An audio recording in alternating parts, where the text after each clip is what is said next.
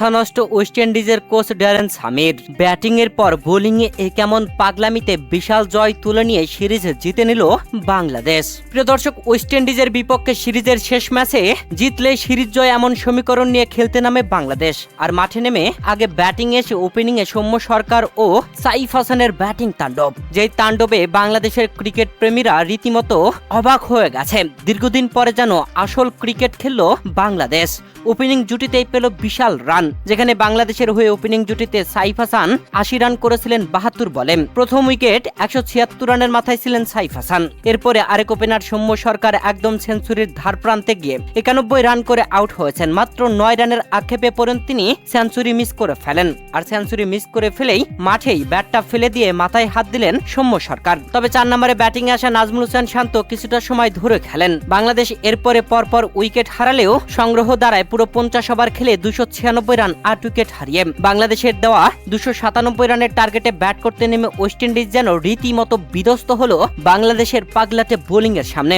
বল যেন টেরই পাচ্ছিল না তারা। পরপর উইকেট নিয়ে চমকে দিয়েছেন রিশাদ হুসাইন ও নাসুম আহমেদ। বাংলাদেশের টার্গেটে ব্যাট করতে নামা ওয়েস্ট ইন্ডিজের ওপেনিং জুটি ভাঙে 16 রানের মাথায়। প্রথম উইকেট তুলে নেন নাসুম আহমেদ। এরপরে দ্বিতীয় উইকেট 28 রানের মাথায় সেই উইকেটও তুলে নেন নাসুম আহমেদ। এরপরে আরো একটি উইকেট তুলে নিয়ে শুরুর 3 উইকেটই তুলে নেন নাসুম। 35 রানে 3 উইকেট হারিয়ে ব্যাটিং বিধ্বস্ত ওয়েস্ট ইন্ডিজ। তবে এরপরে আসা ব্যাটাররা সেভাবে খেলতে পারলেন না। পরপর উইকেট হারিয়ে ওয়েস্ট ইন্ডিজ 100 রান করতেই রীতিমতো বিধ্বস্ত হয়ে বাংলাদেশের কাছে কুপকাত হয়ে গেল, যেখানে এরপরে চতুর্থ উইকেট 46 রানের মাথায় তুলে নিয়েছিলেন তানভীর ইসলাম। এরপরে রিশাদ হুসাইন দেখালেন ঝলক, পরপর 2টি উইকেট তুলে নিলেন। 63 রানের মাথায় পরপর 2 উইকেট তুলে নিয়ে রিশাদ হুসাইন তার উইকেটের খাতা বড় করলেন। প্রিয় দর্শক, বাংলাদেশের দেওয়া বিশাল রানের টার্গেটে ব্যাট করতে নামা ওয়েস্ট ইন্ডিজ পরপর উইকেট হারিয়ে রীতিমতো বিধ্বস্ত হওয়ায় ডাগ আউটে বসে থাকা ওয়েস্ট ইন্ডিজের কোচ ড্যারেন সামির চোখে মুখে তাকানোই যাচ্ছিল না। তার জন্য রীতিমতো মাথা নষ্ট। কেননা এই পিচে যেখানে বাংলাদেশ আগে ব্যাট করে 4 ছক্কার তাণ্ডব চালিয়েছে, সেখানে ওয়েস্ট ইন্ডিজের ব্যাটাররা সেভাবে খেলতেই পাচ্ছে না।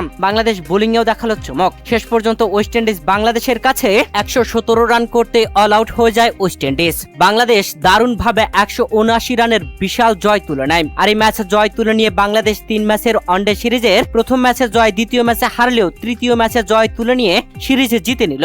এই ম্যাচে বাংলাদেশের হয়ে ব্যাটিং এ সৌম্য সাহেব দারুণ করেছেন, আর বোলিং এ দারুণ করেছেন প্রত্যেক বোলারই। 4 স্পিনার বোলিং করেছেন, যেখানে নাসুম আহমেদ 3টি উইকেট নিয়েছেন। মেহেদী হাসান মিরাজ শেষ দিকে এসে 2 উইকেট নিয়েছেন। তানভীর ইসলাম নিয়েছেন 2 উইকেট আর রিশাদ হুসাইন নিয়েছেন 3 উইকেট। প্রিয় দর্শক, বাংলাদেশের বিপক্ষে এই ম্যাচে ওয়েস্ট ইন্ডিজের শেষ উইকেট জুটিতে সবচেয়ে বেশি রান তুলেছে, যেখানে আকিল হুসাইন দলের হয়ে সর্বোচ্চ 27 রানের ঝড়ো ব্যাটিং করেছিলেন। প্রিয় দর্শক, দীর্ঘদিন পরে বাংলাদেশের এমন দারুণ ব্যাটিং কেমন লেগেছে? বিশেষ করে এত বিশাল টার্গেট দিয়ে আবার 179 রানের বিশাল ব্যবধানে জয় তুলে নেওয়া সত্যি অসাধারণ ছিল। 29 ওভার 5 বল খেলতেই 30 ওভার 1 বল খেলতে অল আউট হয়ে গেছে